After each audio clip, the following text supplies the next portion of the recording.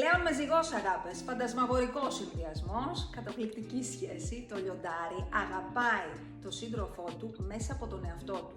Το λιοντάρι αισθηκτωδώς κατέχει την πιο βασική αρχή, πως αν δεν αγαπάς τον εαυτό σου και δεν έχεις καλή σχέση με τον εαυτό σου, πώς είναι δυνατόν να αγαπήσεις και τον σύντροφό σου?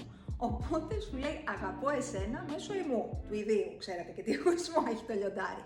Εκεί λοιπόν έρχεται ο ζυγός. Ο ζυγός είναι το πιο συντροφικό ζώδιο. Είναι το ζώδιο που μπορεί να βάλει προτεραιότητα το σύντροφό του ή το συνεργάτη του, γιατί είναι το ζώδιο του γάμου και της συνεργασίας. Αυτό πρεσβεύει στην αστρολογία. Είναι το ζώδιο που πάνω απ' όλα έχει το εμείς, έχει την ομάδα και μετά έρχεται εκείνος. Ξέρει να κάνει ένα βήμα πίσω προκειμένου να ανθίσει όλο το υπόλοιπο. Το κάνει λοιπόν και στο γάμο. Το λιοντάρι βέβαια το έχει πάρα πολύ ανάγκη αυτό.